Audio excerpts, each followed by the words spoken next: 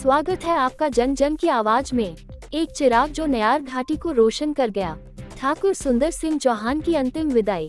कभी कभी एक इंसान सिर्फ नाम नहीं होता, वो एक युग होता है। आज गढ़वाल ने अपना वो युग खो दिया। सतपुली के समाजसेवी और उद्योगपति ठाकुर सुंदर सिंह चौहान अब हमारे बीच नहीं हैं, लेकिन उनके विचार, उनकी सेवा और उनका समर्पण हमेशा जिंदा रहेंगे। 14 मई की सुबह करीब 4 बजे एम्स ऋषिकेश में उन्होंने अंतिम सांस ली। बीते 2 दिनों से उनकी तबीयत खराब चल रही थी और वे अस्पताल में भर्ती थे। जैसे ही उनके निधन की खबर मलेठी सतपुली पहुंची, पूरा क्षेत्र गम में डूब गया। उनका पार्थिव शरीर जब गांव लाया गया तो अंतिम दर्शन को जनसैलाब उमड़ पड़ा। पैतृक घाट टिहरी गढ़वाल में पूरे सम्मान के साथ उनका अंतिम संस्कार किया गया। ठाकुर सुंदर सिंह चौहान का पूरा जीवन जनसेवा को समर्पित था। वे उन लोगों की आवाज बने जिन्हें समाज अक्सर अनदेखा कर देता है। बेसहारा बुजुर्गों के लिए वृद्धाश्रम, गरीब कन्याओं के लिए मुफ्त सामूहिक विवाह, दीन दुखियों के लिए मदद का हाथ, ऐसे अनगिनत काम उनकी पहचान थे।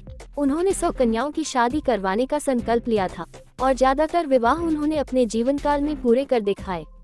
राजनीति में भी उन्होंने हमेशा सेवा को प्राथमिकता दी।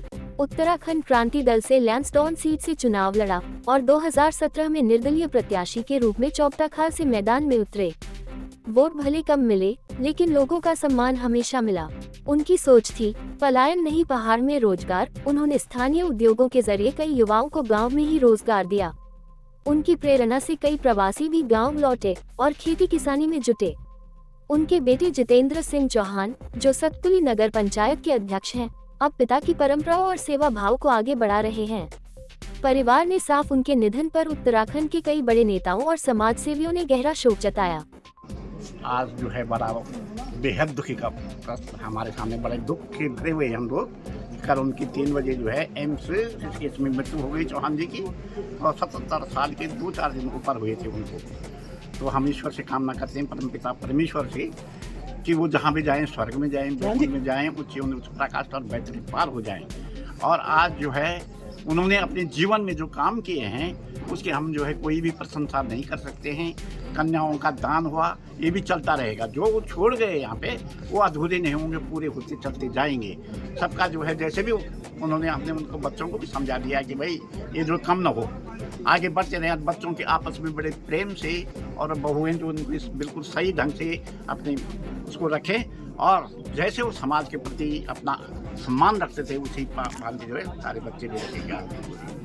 अभी मुझे यकीन नहीं हो रहा है अब जब मैंने उनका पार्थिव शरीर अपने सामने देखा, क्योंकि पिछले 2 दिन पहले तो मैं 1 घंटा उनके साथ बैठा रहा, और उनके जन्मदिन के लिए मैं स्पेशल आश्रम में आया और हमने भव्य जन्म है। जब चौहान जी नहीं आए तो मैंने उनको फ़ोन किया कि आप क्यों? उन्होंने कहा मेरा स्वास्थ्य जरा खराब है, मैंने सबको मना कर दिया। और उसके बाद हमने कहा कोई बात नहीं, अगले जन्मदिन हम सबके साथ मनाएंगे। लेकिन मैं अपनी बात करूँगा समाज सेवा की, तो मैं पहले से समाज सेवा से जुड़ा था, लेकिन सामाजिक सेवा के लिए आर्थिक सहयोग बहुत चाहिए, समर्थन बहुत चाहिए। तो मेरे पास एक ही विकल्प था, अगर कहीं किसी की मदद करनी है तो मैं खंडूरी जी आपके माध्यम से बताना चाहूँगा कि किसी गरीब को अगर कहीं हमने मदद दिलानी हो तो जो सरकारी तंत्र मदद करता है गरीबों को, उसमें टाइम लगता है। लेकिन जब तक सरकारी तंत्र व्यवस्था करने या मदद करने आगे, उससे पहले चौहान जी का पूरा परिवार या चौहान जी का जो अपना पूरा टीम है, उनके आदमी वहाँ, चाहे कम्बल हो, चाहे राशन हो, चाहे सड़क कहीं बंद हो, उनकी जेसीबी मशीन सबसे पहले वहाँ पहुँच जाती है। ऐसे परोपकारी और कल्याणकारी और पुण्य व्यक्ति इस क्षेत्र में न कभी हुआ और न कभी भविष्य में होगा।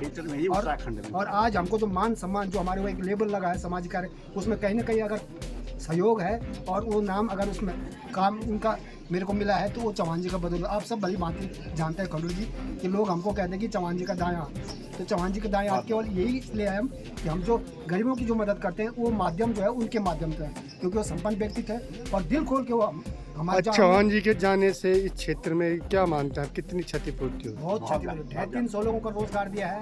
अच्छा, उम्मीद तो मुझे ये है कि उनके जो बच्चे हैं दोनों होशियार हैं, उनकी जो बहुएं हैं बहुत सक्षम समाज, उन्होंने अपने परिवार को संगठित कर रखा था और उन्होंने अपने परिवार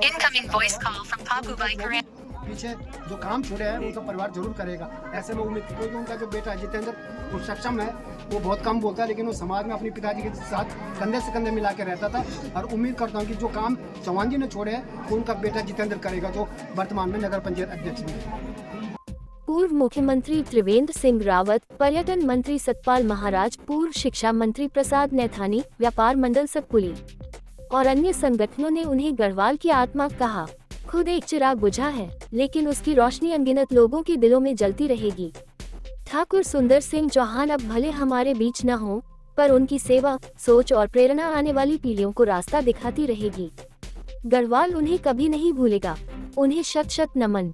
जन जन की आवाज से जगमोहन डांगी की रिपोर्ट।